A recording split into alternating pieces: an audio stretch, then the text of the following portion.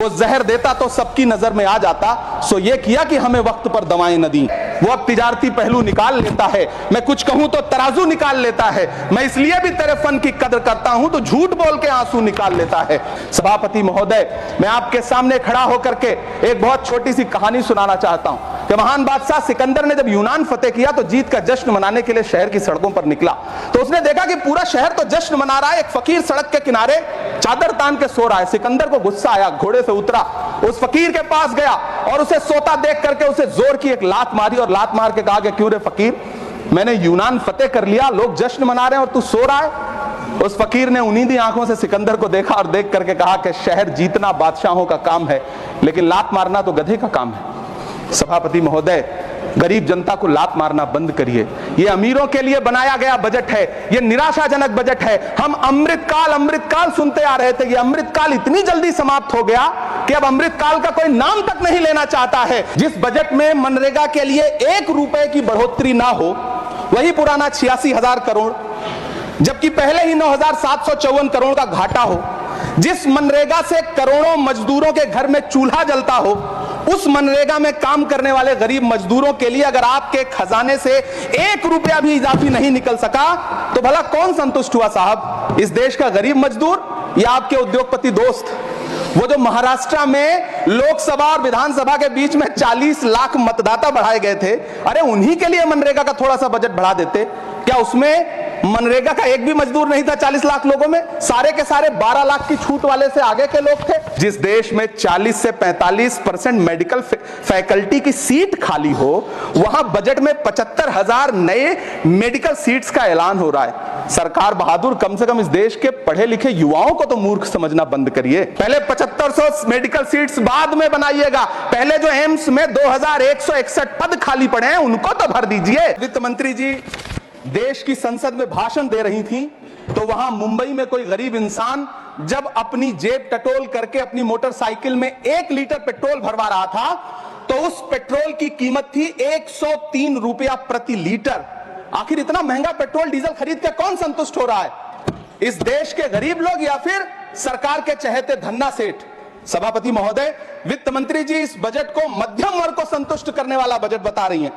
अरे मैडम, हम आप यहां पर बैठे रहते हैं और वहां बाहर इसी दिल्ली में 1 लीटर दूध, चाहे वो अमूल का हो या फिर मदर डेयरी का हो, उसकी कीमत 73 रुपए लीटर है। इतना महंगा बेच करके कौन संतुष्ट हो रहा है? गरीब जनता या आपके धन्ना सेठ दोस्त? सभापति महोदय, इस सरकार का बाजार और महंगाई पर कोई नियंत्रण नहीं रह गया है। चाहे देश में लहसुन 400 रुपए किलो बिक जाए, टमाटर 100 रुपए किलो बिक जाए, प्याज का दाम सुनकर आंखों में आंसू आ जाए, लेकिन वित्त मंत्री महोदया बजट में महंगाई का मां भी नहीं बोलती हैं।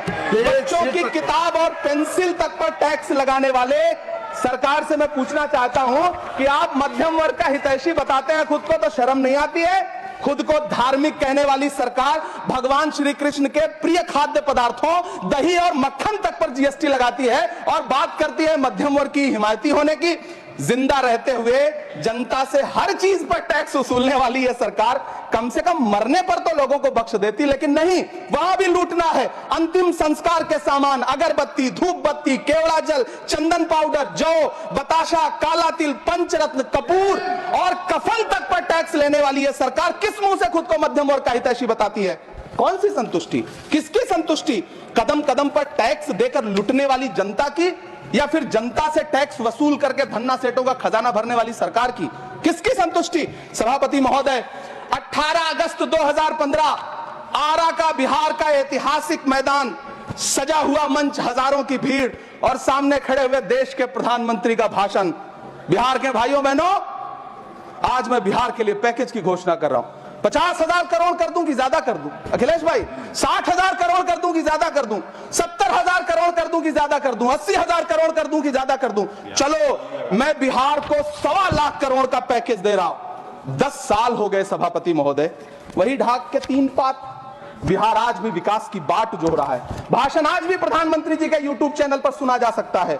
जो झूठ बोल के करता है मुतमईन सबको, वो झूठ बोल के खुद मुतमईन नहीं होता। सभापति महोदय, ये तो राहुल जी का असर है। कौन सा शब्द सर, कौन सा शब्द? झूठ। ठीक है सर, मिथ्या बोल करके, जो मिथ्या बोल के करता है मुतमईन सबको, वो मिथ्या बोल के खुद मुतमईन नहीं होता। ये राहुल जी का असर है।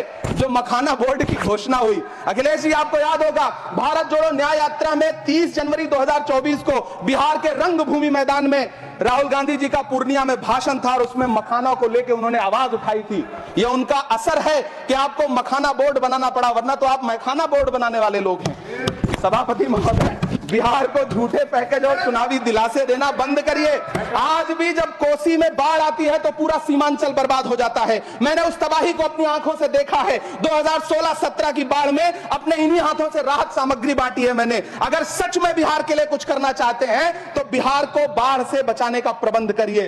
पूर्णिया एयरपोर्ट 10 साल से बाट जो रहा है, घोषणा 2014 में हुई, बन के आज तक तैयार नहीं हुआ। अलीगढ़ मुस्लिम विश्वविद्यालय का किशनगंज सेंटर बजट के अभाव में दम तोड़ता जा रहा है। मैंने पिछले बजट सत्र में भी आवाज उठाई थी। आज फिर वित्त मंत्री जी से अनुरोध करना चाहता हूं, दामन फैला करके, कि अलीगढ़ मुस्लिम विश्वविद्यालय का किशनगंज सेंटर बन जाने दीजिए।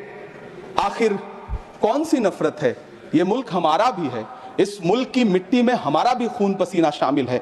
हमसे इतनी भी क्या नफरत? रिश्तों की ये नाजुक डोरें तोड़ी थोड़ी जाती हैं।